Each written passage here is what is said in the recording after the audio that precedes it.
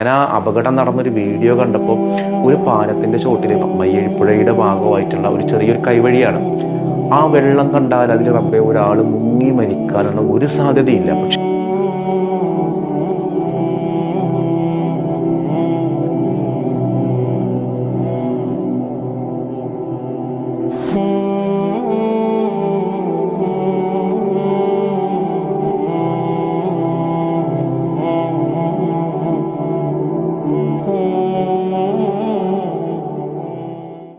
അസ്സലാമു അലൈക്കും, welcome back to Visal media. ഞാൻ ഫക്രുദ്ദീൻ പന്താവൂർ. ഒരു കുടുംബത്തിൽ നിന്ന് 3 ആളുകൾ മുങ്ങി മരിച്ചൊരു വാർത്ത നിന്റെ നാദാപുരത്ത് നിന്ന് അറിഞ്ഞു. അൻസാർ എന്ന് പേരുള്ള 44 വയസ്സുള്ള യുവാവ്, അദ്ദേഹത്തിന്റെ ഭാര്യ സുഹാദ, 38 വയസ്സുള്ള സുഹാദ, പിന്നെ സഹോദരിയുടെ ഒരു മകള്, ഇവർ 8 വയസ്സുള്ള ഒരു മകള്, ഇവർ 3 പേരുമാണ് ഒരു ചെറിയൊരു കയത്തിൽ. ഞാൻ ആ അപകടം നടന്നൊരു വീഡിയോ കണ്ടപ്പോൾ ഒരു പാലത്തിന്റെ ചോട്ടിൽ മയ്യഴിപ്പുഴയുടെ ഭാഗമായിട്ടുള്ള ഒരു ചെറിയൊരു കൈവഴിയാണ്. ആ വെള്ളം കണ്ടാൽ അതിൽ റബ്ബെ ഒരാൾ മുങ്ങി മരിക്കാനുള്ള ഒരു സാധ്യതയില്ല. പക്ഷെ ചളിയിൽ പൂണ്ടതാ തോന്നുന്നത്. ഇവരാ 3 പേരും, ഒരു കുടുംബത്തിലെ 3 പേരാ മുങ്ങി മരിച്ചു. അപ്പൊ ഇന്നലെ ഒരു വൈകുന്നേരം 4:30 സമയത്താണ് ഈ അലക്കാൻ പോയതാണത്രേ. അപ്പൊ അവിടെ അലക്കാൻ പോകലുണ്ടായിരിക്കാം. 8 വയസ്സുള്ള ഹിസാമറിയം എന്നുള്ള കുട്ടിയാണ് ഈ ചെളിയിൽ പൂണ്ട അപകടത്തിൽപ്പെട്ടത്. ചെറിയ കുട്ടിയായതുകൊണ്ട് പക്ഷെ വെള്ളത്തിൽ മുങ്ങിയിട്ടുണ്ടാവും. രക്ഷിക്കാൻ വേണ്ടിയിട്ട് ഈ അൻസാർ, 44 വയസ്സുള്ള അൻസാറും ഭാര്യ സുഹാദയും കൂടി ശ്രമിച്ചു. അങ്ങനെ 3 പേരും ആ ചളിയിൽ പൂണ്ട് ഇത് കണ്ടിട്ട് ഇവരുടെ 5ാം ക്ലാസ്സിൽ പഠിക്കുന്ന ഈ അൻസാറിന്റെ ഒരു മകളുണ്ട് ഹംന. ഇത് കണ്ടിട്ട് ആ പൊന്നുമോൾ അലമുറയിട്ട് കരയാനില്ലാതെ മറ്റൊരു മാർഗവും ഉണ്ടായില്ല. അത് ഇതിന് കരഞ്ഞ് വീട്ടിലേക്ക് ഓടി പറഞ്ഞിട്ടാണ് നാട്ടുകാർ ഈ വിഷ അറിയുന്നത്. അങ്ങനെ രക്ഷിച്ചിട്ട് കൊണ്ടെങ്കിലും ഹോസ്പിറ്റലിൽ കൊണ്ടെങ്കിലും രക്ഷിക്കാൻ കഴിഞ്ഞില്ല. 3 പേരും മരണത്തിന് കീഴടങ്ങി. അള്ളാഹു ആ മരണപ്പെട്ട ആളുകൾക്ക് സ്വർഗം കൊടുത്ത് അള്ളാഹു അനുഗ്രഹിക്കട്ടെ. ഖബറിടം അള്ളാഹു സന്തോഷത്തിലാക്കട്ടെ. ജീവിച്ചിരിക്കുന്നവർക്ക് അള്ളാഹു ക്ഷമിക്കാനുള്ള കരുത്ത് അള്ളാഹു നൽകട്ടെ. ഈ ഒരു അൻസാർ ദുബായിലായിരുന്നു. ഒരു മാസം മുൻപങ്ങാണ് നാട്ടിൽ വന്നത്. അപ്പോൾ ഭാര്യ വയനാട് ഭാഗത്താണ് താമസം. അവിടെ തന്നെയാണ് ഈ മോള് പഠിക്കുന്നത്. അപ്പോൾ ഉപ്പ വന്നത് അറിഞ്ഞിട്ട് എന്ത് ചെയ്തതാണ്, മകള് കൂടി വീട്ടിലേക്ക് വന്ന് ഉപ്പാനെ കണ്ട് കൊതി തീർന്നിട്ടില്ല. എപ്പോഴും ഉപ്പാടെ മടിയിലുണ്ടാവും അത്ര ഈ ഒരു പെൺകുട്ടി, ഹന്നാന്ന് പേരുള്ള പെൺകുട്ടി. അങ്ങനെയാണ് അലക്കാൻ പോകുമ്പോഴും ഉപ്പാടെ കൂടെ വന്നത്. ആ ഒരു രംഗം ആലോചിച്ച് നോക്കൂ. നമ്മുടെ ഒരു സബ്സ്ക്രൈബർ അവിടെ പോയിട്ട് കണ്ടിട്ട് പറഞ്ഞ വിവരങ്ങളാണ്. കരഞ്ഞിട്ടല്ലാതെ ഒരു മനുഷ്യൻ ആ വീട്ടിൽ നിന്ന് ഇറങ്ങി പോന്നിട്ടില്ല. ആയിരക്കണക്കിന് ആളുകളാണ് മയ്യത്ത് ഒരു നോക്ക് കാണാനും പ്രാർത്ഥിക്കാനും വേണ്ടി ആ വീട്ടിലേക്ക് എത്തി. നമ്മളെല്ലാവരും പ്രാർത്ഥിക്കട്ടോ. നമ്മുടെ ഒന്നും ആരും അല്ലെങ്കിലും എവിടെയോ നമ്മളുമായിട്ട് എന്തോ ഒരു ബന്ധമുള്ള ഒരു മനുഷ്യത്വം എന്ന് പേരുള്ള ഒരു കണക്ഷൻ നമുക്കിടയിലുണ്ടല്ലോ. പടച്ചോനെ, ഇതുപോലെയുള്ള അപകട മരണങ്ങളിൽ നിന്ന് നമ്മളെയും നമ്മുടെ പ്രിയപ്പെട്ടവരെയും ഒക്കെ അല്ലാഹു കാത്തു രക്ഷിക്കട്ടെ. വീട്ടിൽ വരുന്നവരൊക്കെ കുട്ടിക്ക് ഇതിന് മനസ്സിലാവാനുള്ള ഒരു പക്വത ആയിട്ടില്ലല്ലോ. അത്രയും വാപ്പാനെ കണ്ടിട്ട് പൂതീർന്നിട്ടില്ല. പിന്നെ അതേപോലെ ആ 8 വയസ്സുള്ള കുട്ടിയുടെ സഹോദരിയുടെ, അൻസാറിന്റെ സഹോദരിയുടെ കുട്ടിയാണ്. അപ്പൊ ആ കുട്ടീനെ അതിന്റെ വീട്ടിലേക്ക് കൂട്ടിക്കൊണ്ടുപോകാൻ അതിന്റെ വാപ്പ രാവിലെ കുട്ടി വരാൻ പറഞ്ഞാണ് അത്രേ. അപ്പോൾ മൂപ്പര് പറഞ്ഞു വൈകുന്നേരം ഞാൻ വരാമെന്ന്. അപ്പൊ ആ ഉപ്പ പൊട്ടിക്കരയുന്നത് ഹനീഫ എന്ന് പറയുന്ന ഒരാള്, ഞാൻ രാവിലെ പോയിരുന്നെങ്കിൽ എൻ്റെ മോളെ ജീവനോടെ കിട്ടുമായിരുന്നില്ലേ എന്നുള്ളത്. ഒരു കുടുംബത്തിലെ 3 ആളുകളൊക്കെ അപകടത്തിൽ പെടുക എന്ന് പറഞ്ഞ റബ്ബേ, ജീവിച്ചിരിക്കുന്ന ഒരാളുകൾക്ക് എങ്ങനെയാ അത് ഉൾക്കൊള്ളാം? നമ്മളെല്ലാവരും ആ കുടുംബത്തിന് വേണ്ടി ദുആ ചെയ്യുക. പ്രത്യേകിച്ച് നമ്മൾ ഓർക്കുക, ഈ ഒരു വേനൽക്കാലം എന്ന് പറഞ്ഞാൽ ജല അപകടങ്ങൾ കൂടുന്നൊരു സമയമാണ്. നമ്മൾ കഴിഞ്ഞ വീഡിയോയിലും പറഞ്ഞിരുന്നു, നമ്മൾ ഏതെങ്കിലും കയത്തിലോ കുളത്തിലോ അല്ലെങ്കിൽ പുഴയിലൊക്കെ ഇറങ്ങുകയാണെങ്കിൽ നമുക്ക് പരിചയമില്ലെങ്കിൽ ഒരിക്കലും നമ്മൾ ഇറങ്ങാൻ പാടില്ല. ഒന്ന്, ഇതുപോലെ കുട്ടികളായിട്ട് പോകുമ്പോൾ നന്നായിട്ട് നമ്മൾ ശ്രദ്ധിക്കുക. ഒരു രസല്ലേ എന്ന് കരുതിയിട്ടാണ് പലപ്പോഴും ഇറങ്ങുക. അപ്പോൾ ആന്ധ്രാപ്രദേശിലെങ്ങാനും 3 പെൺകുട്ടികൾ അപകടത്തിൽപ്പെടുന്ന ഒരു വീഡിയോ കഴിഞ്ഞ ദിവസമൊക്കെ എല്ലാവരും വാട്സപ്പിലൊക്കെ വന്നിരുന്നു. ആ 3 പേരും സെൽഫി എടുക്കാനാന്ന് പറഞ്ഞിട്ട് ചെറിയ ഒരു വെള്ളമുള്ള ഒരു ഭാഗം അങ്ങനെ ഇറങ്ങി പിന്നെ അതങ്ങോട്ട് കയത്തിലേക്ക് അങ്ങോട്ട് പോയിട്ട് ആ 3 പേരും പെടഞ്ഞു മിരിക്കുന്നത് അപ്പുറത്തിരിക്കുന്ന ഒരാൾ വീഡിയോ എടുക്കുകയാണ്. അവർ വീഡിയോ എടുക്കുന്നത് ഇവരുടെ റീൽസ് എടുക്കാൻ വേണ്ടി എടുത്ത വീഡിയോ ആണ്. പക്ഷേ ഒടുവിൽ അതിന്റെ മരണത്തിലേക്കാണ് എത്തിയത്. അപ്പോൾ നമ്മൾ വിചാരിക്കണ പോലെ അല്ല ഈ ഒരു പുഴയുടെയും കുളത്തിന്റെയും ഒക്കെ ഒരു അവസ്ഥ. അപ്പൊ ഞാൻ ഈ ഒരു അപകടം നടന്ന ഈ ഒരു കയം ഞാൻ കണ്ടു. അതിന് മാത്രം വെള്ളം പോലും ഇല്ല. പക്ഷെ ആ ഭാഗത്തു നിന്നായിട്ട് ചളി അടിഞ്ഞിരിക്കുന്നുണ്ടാവും. നമുക്ക് ഇങ്ങോട്ട് പറ്റണ്ടേ, കാല് പൊങ്ങാൻ പറ്റണ്ടേ? ഇവിടെ വീഡിയോ കാണുന്ന ആരെങ്കിലും നാദാപുരം പേരോട് ഭാഗങ്ങളൊക്കെ ഉള്ള ആളുകൾ ഉണ്ടെന്നുണ്ടെങ്കിൽ കൂടുതൽ വിവരങ്ങൾ പങ്കുവെക്കുക. ആ കുട്ടികളിലൊക്കെ സ്കൂളിൽ എന്തൊക്കെ വാർഷികാഘോഷവും പരിപാടികളൊക്കെ അതൊക്കെ മാറ്റി വെച്ചു. ഒരു നാട് മുഴുവനും പ്രാർത്ഥനയോടെ തേങ്ങലോട് ആ വീട്ടിലുണ്ടായിരുന്നു എന്നുള്ളതാണ്. നമ്മൾ ഈ വേനൽ അവധിയിൽ ഒരു പക്ഷേ പലയിടങ്ങളിലും യാത്രയും മറ്റൊക്കെ പോകുന്നുണ്ടെങ്കിൽ ഇതുപോലത്തെ ഒരു സാഹചര്യം നമ്മൾ ഉണ്ടാവാതിരിക്കാൻ വേണ്ടി കെയർ ചെയ്യുക. അപ്പോൾ കഴിഞ്ഞ ദിവസമാണ് ഒരു പെൺകുട്ടി ചിക്കമംഗ്ലൂരിലെ ഒരു പാലക്കാടുള്ള ശ്രീനന്ദന അപകടത്തിൽപ്പെട്ട്.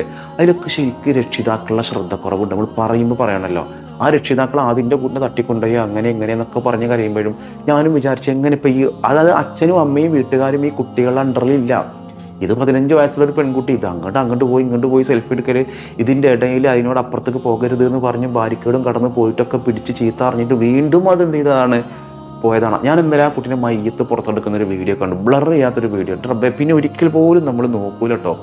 നമ്മൾ ഈ ചാക്ക് കെട്ടൊക്കെ എടുത്ത് വലിച്ചിടുന്ന പോലെയാണ് ആ അടിയിൽ നിന്ന് ഈ കുട്ടീനെ എടുത്തിട്ട് മേലക്ക് ഇടുന്നത്. ഒരു ജീവൻ ഉണ്ടായിരുന്നൊരു കുട്ടിയാണല്ലോ, മരിച്ചുപോയ കുട്ടിയാണെങ്കിലും. അപ്പോൾ അത്രയേ ഉള്ളൂ. ടൂർ പോകുമ്പോഴൊക്കെ ആവേശം, എല്ലാത്തിനും നമുക്ക് അമിതമായ ആവേശമാണ്. ആ ആവേശം എന്നുള്ളത് നമ്മളൊരു ശ്രദ്ധക്കുറവുണ്ടെന്നുണ്ടാവരുത്, ഒരു അപകടം ഉണ്ടാവരുത്. പാൽ വഴുതി വീണതാവാൻ നോക്കിയപ്പോൾ ചിലപ്പോൾ ഈ മേലെന്ന് ഇങ്ങനെ താഴേക്ക് നോക്കുമ്പോൾ ഒരു നിമിഷം കൊണ്ട് തല കറങ്ങും. ആ തല കറങ്ങുന്നതിലാണ് ആ കുട്ടി താഴേക്ക് വീണത്. വീണ്ട് വാരിയെല്ലും എല്ലാം എല്ലുകളൊക്കെ അടിച്ചൊക്കെ പൊട്ടിച്ചിതറിയിട്ട് കഷ്ണങ്ങൾ പോലെ ആയിട്ടുണ്ടായിരുന്നില്ല കുട്ടി. അതായത് ഉള്ളിൻ്റെ ഉള്ളിൽ എല്ലുകളൊക്കെ പൊട്ടിയിട്ട് പുറമേക്ക് കാണുമ്പോൾ പരിക്കുകളൊന്നുമില്ല. അപ്പോൾ ഇപ്പോഴും ചിലർക്ക് ഇഷ്ടം അവനെന്തോ തട്ടിക്കൊണ്ടുപോയി ലഹരി മാഫിയ അങ്ങനെ ആക്കി ഇങ്ങനെ ആക്കി എന്ന് പറയാനാണ്. അത് മാതാപിതാക്കളുടെ തികഞ്ഞ അശ്രദ്ധയാണ്. ശേഷിക്കുന്ന ഒരു പെൺകുട്ടി ഉണ്ടല്ലോ, ആ അപകടം കണ്ടുകൊണ്ട് കണ്ടൊരു പെൺകുട്ടി, ഹന്ന എന്ന് പേരുള്ളൊരു പെൺകുട്ടി. ആ പെൺകുട്ടിയുടെ മാനസികാവസ്ഥ അല്ലാഹു ആ പെൺകുട്ടിക്ക് മാനസികമായിട്ട് കരുത്ത് അല്ലാഹു നൽകട്ടെ. എന്ത് പറഞ്ഞാലും ആശ്വസിപ്പിക്കാൻ കഴിയാത്ത ചില നഷ്ടങ്ങളുണ്ട്. നമുക്ക് സ്വർഗത്തിൽ അല്ലാഹു നൽകുന്ന ചില സമ്മാനങ്ങൾ ഉണ്ടായിരിക്കും. ഇതുപോലെ മരണപ്പെടുന്ന കുഞ്ഞുങ്ങൾ ശലഭങ്ങളായിട്ട് മാറി, അതായത് ശലഭങ്ങളായിട്ട് മാറില്ല, ശലഭങ്ങളെ പോലെ നമ്മുടെ വസ്ത്രത്തിൽ പറ്റിപ്പിടിച്ചിട്ട് ഈ മാതാപിതാക്കളെ സ്വർഗത്തിൽ കൊണ്ടുപോകാൻ വേണ്ടി പടച്ചറബിനോട് ശഫാഅത്ത് ചെയ്യുമെന്ന് ചില ഹദീസുകളിൽ കാണാം. അതേപോലെ പൊടുന്നനെയുള്ള മക്കൾ നഷ്ടപ്പെടുന്ന ഒരാളുകൾക്ക് അർഹമായ പ്രതിഫലം അല്ലാഹു നൽകും. പക്ഷെ ജീവിച്ചിരിക്കുന്ന ഒരു സമയത്ത് നമ്മൾ അനുഭവിക്കുന്ന ഒരു വേദന, ഒറ്റപ്പെടൽ, അതിന് നമുക്ക് മറ്റു മാർഗങ്ങളൊന്നുമില്ല. അല്ലാഹുവിനെ മുൻനിർത്തിയിട്ട് നമ്മൾ ക്ഷമിക്കുക, അതാണ് നമ്മുടെ വിധി എന്നുള്ളത്. അപ്പോൾ നമ്മൾ ഇത്തരം കാര്യങ്ങളിലൊക്കെ ഒരു ജാഗ്രതയുണ്ടായാൽ വലിയൊരളവിൽ നമുക്ക് ഈ അപകടം രക്ഷപ്പെടാം. നിങ്ങൾ നോക്കിക്കോ, ഈ വേനൽ അവധിക്ക് നമ്മൾ കേൾക്കുന്ന വാർത്തകൾ എത്ര നമ്മൾ ഈ അവയർനെസ് കൊടുത്താലും പിന്നെയും നമ്മൾ കേൾക്കും ഇതുപോലെയുള്ള വാർത്ത. നിങ്ങൾ ടൂറ് പോകുമ്പോഴോ ഉമ്മാടെ വീട്ടിൽ പോകുമ്പോഴോ ആരുടെ വീട്ടിൽ നിങ്ങൾ പോയാലും അവിടെ കുളമുണ്ട്, അവിടെ കോറിയുണ്ട്, അവിടെ പുഴയുണ്ട്, കാണാൻ രസമാണ്. ഇതൊക്കെയാണ് നമ്മുടെ നല്ല ശ്രദ്ധയുണ്ടാവണം. നമ്മൾ അറിയുന്ന പുഴ സ്വഭാവങ്ങൾ മാറും. മനുഷ്യൻ്റെ മനസ്സ് പോലെയാണ് പുഴയും. ചിലപ്പോൾ അതിന് കുത്തൊഴിഞ്ഞൊരു പോക്കാണ്, അത് എങ്ങനെ കലങ്ങി മറിഞ്ഞൊരവസ്ഥയാണ്. നമ്മൾ പുറമേക്ക് കാണുന്ന ശാന്തത പോലെയല്ല പുഴൻ്റെ അടിയിലുണ്ടാവുക എന്നുള്ളത് നമ്മൾ നന്നായിട്ട് ഓർക്കുക. അതുകൊണ്ട് ഒരിക്കൽ പോലും ഇങ്ങനെ അപകടത്തിലേക്ക് നമ്മൾ എടുത്ത് ചാടുന്നൊരു സാഹചര്യം ഉണ്ടാവരുത്. ഇപ്പോൾ പല അപകടങ്ങളും നമ്മൾ ക്ഷണിച്ച് വരുത്തുന്നതാണ്. അപ്പോൾ ഈ ഒരു മരണപ്പെട്ട ആളുകളുടെയൊക്കെ ഖബറടക്കൽ കഴിഞ്ഞു എന്നാണ് ഞാൻ മനസ്സിലാക്കിയിട്ടുള്ളത്. കൂടുതൽ വിവരങ്ങൾ അറിയുന്ന ആളുകളുണ്ടെങ്കിൽ പങ്കുവെക്കാൻ മറക്കരുത്. അപ്പോൾ ഇൻഷാ അല്ലാഹ് നമ്മൾ ഇന്ന് ചോദിക്കുന്ന ഒരു ചോദ്യം, അതിന് മുൻപ് ഇന്നലത്തെ ചോദ്യത്തിന്റെ ഉത്തരം പറയാം. അബൂ ഹുറൈറ റളിയല്ലാഹു അൻഹു എന്നുള്ളതാണ് കറക്റ്റായ ഒരു ആൻസർ.